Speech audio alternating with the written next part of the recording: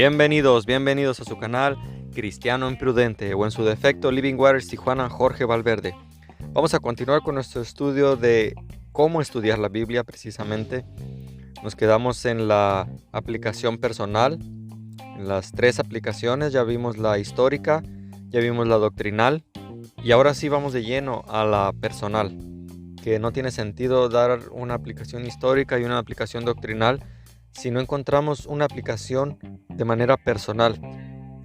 Ya hemos visto 2 de Timoteo 3:16 al 17, donde dice que toda la escritura es inspirada por Dios y que además es útil para varias cosas. Una de ellas es enseñarnos, redarguirnos, corregir e instruir en justicia, a fin de que el hombre de Dios sea perfecto, enteramente preparado para toda buena obra. Entonces ya vimos, toda la escritura es útil.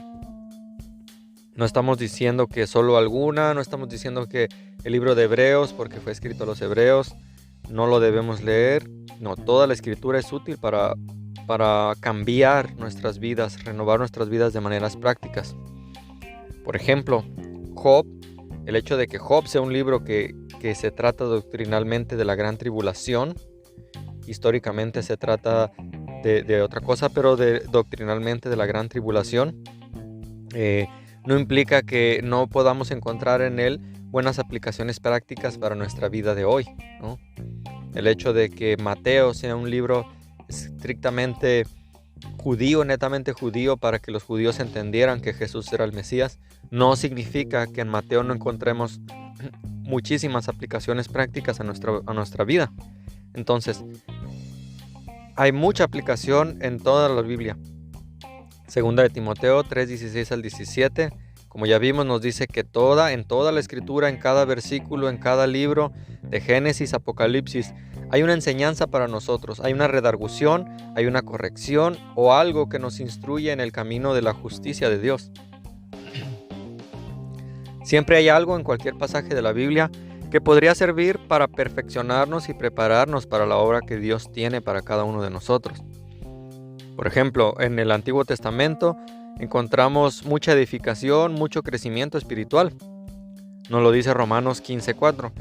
Porque las cosas que se escribieron antes, cuando Pablo escribió esto en Romanos, aún no estaban escritos muchos de las partes del Nuevo Testamento, pero Pablo dice las cosas que se escribieron antes. ¿Qué cosas? Pues el Antiguo Testamento, lo que ellos conocían como la Torá, Pentateuco, Salmos, Proverbios. Todas las cosas que se escribieron antes para nuestra enseñanza se escribieron, a fin de que por la paciencia y la consolación de la Escritura tengamos esperanza.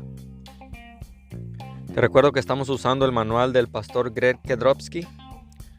Y continuamos, dice, aunque el Antiguo Testamento, las cosas que se escribieron antes, está escrito en su mayor parte a los judíos, o sea, casi todo el Antiguo Testamento, como ya vimos en la aplicación doctrinal, como ya vimos en la aplicación histórica.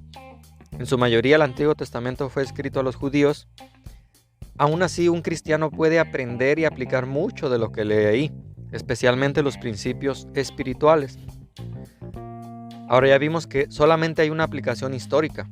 Esa no la podemos cambiar, esa no es a tu gusto, esa no es a lo que te parezca, eso no es yo creo. Esa es una aplicación histórica, solo hay una aplicación histórica. Y también solo hay una aplicación doctrinal o profética que tenemos que buscar en la palabra. Pero hay miles de diferentes maneras de aplicar los principios que vemos en la Biblia,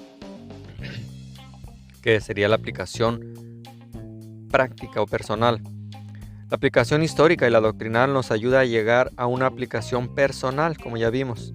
Esos 2 tipos de aplicación nos va a ayudar a llegar a una aplicación personal, porque marcan la cancha, como se dice en el fútbol, mostrándonos los límites que podemos tomar personalmente sin torcer la escritura ni aplicar algo en nuestras vidas que no deberíamos estar aplicando. Entonces, estas 2 aplicaciones, la histórica y la doctrinal, convergen para darnos una aplicación personal. Regresando al ejemplo de Job. Aun cuando Job trata de un tiempo en la historia un poco después del diluvio, y a pesar que doctrinalmente es un cuadro de la gran tribulación, hay mucho en ese libro que podemos aprender y aplicar en nuestras vidas. Por ejemplo, ojalá que cada uno de nosotros podamos responder a las pruebas en nuestras vidas con tanta integridad como lo hizo Job. ¿no? Con tanta integridad, con tanta paciencia. Después de perder su ganado, de perder sus siervos y a sus hijos, yo no sé, a veces somos tan... tuve un problema con un carro, lo voy a llamar así, una injusticia, un golpe que me dieron injustamente.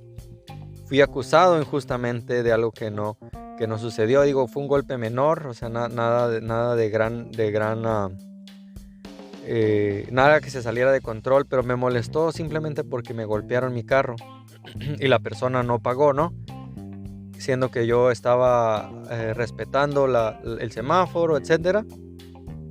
Y con algo tan sencillo pudo robarme mi paz, algo tan material como puede ser un golpe en un carro. Job perdió sus siervos, perdió su ganado, perdió a sus hijos. Y Job dice lo siguiente. Job 1:21. Desnudo salí del vientre de mi madre y desnudo volveré allá. Jehová dio y Jehová quitó. Sea el nombre de Jehová bendito. Podemos responder así cada vez que tenemos, y lo digo entre comillas, injusticias, porque en realidad la única injusticia la padeció Cristo en la cruz, pero podemos responder así. Durante las pruebas de nuestras vidas no debemos atribuirle a Dios ningún despropósito, ¿no? Es como, ¿y esto qué propósito tiene? Es que no tiene sentido que me esté pasando esto. Dios se ha olvidado de mí. Dios se le salió de control esto. No.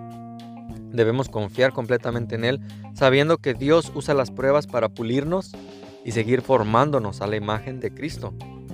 Romanos 8:28. Y sabemos que los que aman a Dios, todas las cosas les ayudan a bien. Esto es, a los que conforme a su propósito son llamados. Ahora aquí hay una restricción. No es que a todas las cosas les ayudan a bien, sino que a los que aman a Dios. Y dice, todas las cosas les ayudan a bien. No significa que todo les sale bien, no significa que no tienen problemas, no significa que no tienen enfermedades, sino que aún esos problemas y esas enfermedades, Dios las usa para el bien. Y tú dices, ¿cómo? Sí, es que mira, nuestra mente tiene un límite y la mente infinita de Dios ve más allá. Si pudiéramos ver lo que Él ve, como sucedió con Job, tú y yo leemos la historia de Job y estamos viendo más allá porque ya conocemos el libro, ¿no? Pero Job no lo sabía, Dios sí. Entonces muchas veces no sabemos qué hay más allá, pero Dios sí lo sabe. Segunda de Corintios 12, 9 al 10. Y me ha dicho, bástate en mi gracia, porque mi poder se perfecciona en la debilidad. Por tanto, de buena gana me gloriaré más bien en mis debilidades, para que repose sobre mí el poder de Cristo. Por lo cual, por amor a Cristo, me gozo en las debilidades, en afrentas, en necesidades, en persecuciones, en angustias, porque cuando soy débil, entonces soy fuerte. Bueno, cuando reconozco mi debilidad.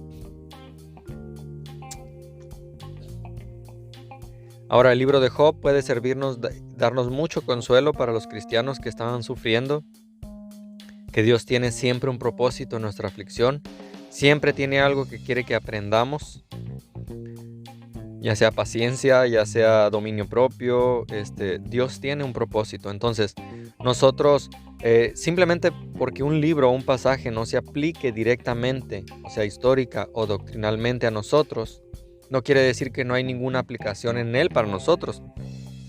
Claro que va a haber muchas aplicaciones. Uno, por ejemplo, puede aplicar toda la escritura, pero debería entender el contexto histórico y doctrinal primero para evitar torcer la palabra de Dios. Ahora rápidamente vamos a ver un ejemplo de las 3 aplicaciones. Un personaje. Ya hemos visto las 3 aplicaciones en el contexto de un libro de la Biblia, por ejemplo Job. Veamos otro ejemplo de esta regla en el personaje de Caín. Él aparece por primera vez en la Biblia en Génesis 4, la historia del homicidio de su hermano Abel. La aplicación histórica es fácil de establecer. Se trata de un tiempo justo después de la caída de Adán y Eva. Pudieras anotar, bueno, históricamente está después de la caída de Adán y Eva. Y todo lo que se escribió en Génesis 4 es historia verdadera, no es un mito judaico. Ahora, doctrinalmente, ¿qué hay de la doctrina? Bueno, Caín es un tipo y cuadro del anticristo que está por venir en la tribulación. Caín y el anticristo son homicidas, Juan 8:44. Ambos también son del maligno, o sea, de Satanás, primera de Juan 3:12, segunda de Tesalonicenses 2:9. Además, Los dos tienen una marca. Génesis 4:15, no sé si lo habías visto, Apocalipsis 13, 18. Tanto Caín como el anticristo tendrán una marca. Entonces, doctrinal y proféticamente, Génesis 4 dice y enseña una sola cosa.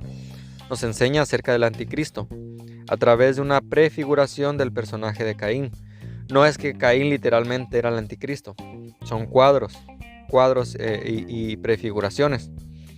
Entonces, Abel es un tipo y cuadro de Cristo. No es que Abel sea Cristo, sino que es un cuadro y tipo, Abel inocente. Personalmente, hay mucho que podemos aprender de Génesis 4 acerca de nuestro andar con Jesús. Por ejemplo, Caín era un hombre muy religioso. Él llegó primero que Abel para ofrecerle a Dios el fruto de la tierra como ofrenda, Génesis 4:3. Y como hombre religioso hoy día, Caín llegó con una ofrenda del fruto de sus propias obras. Como muchas religiones quieren llegar hoy en día delante de Dios, presentarse por sus méritos, por sus obras, por lo que pudieron hacer por Dios. La ofrenda de Caín fue algo que él mismo sembró, algo que él mismo cuidó y algo que él mismo cegó. Fue el fruto de sus labores, tal como las buenas obras del hombre religioso, el hombre religioso que ofrece a Dios para obtener su aceptación, ¿no? Pensando que por medio de sus sacrificios propios Dios lo va a aceptar. Sin embargo, sabemos que Dios no quiere nuestras obras, especialmente cuando se trata de la aceptación, o la salvación del hombre. Efesios 2:8-9, porque por gracia sois salvos por medio de la fe. Y esto no de vosotros, pues es don de Dios. Entonces, no por obras, para que nadie sea glorificado. Dios debe recibir toda la gloria. Entonces, Dios quiere que el primogénito de las ovejas, como le llevó a Abel, Dios quiere que le entreguemos el primogénito de las ovejas, como Abel en Génesis 4:4, un cuadro del sacrificio de la muerte sustituta de Jesús, el Cordero de Dios, Juan 1:29.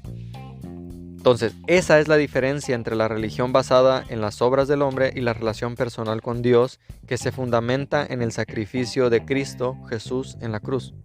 Entonces, recuerda el orden para establecer estas tres aplicaciones, porque va a ser sumamente importante y va a ser clave. Debemos primeramente determinar la aplicación histórica, o sea, el contexto histórico. Luego el contexto doctrinal o profético.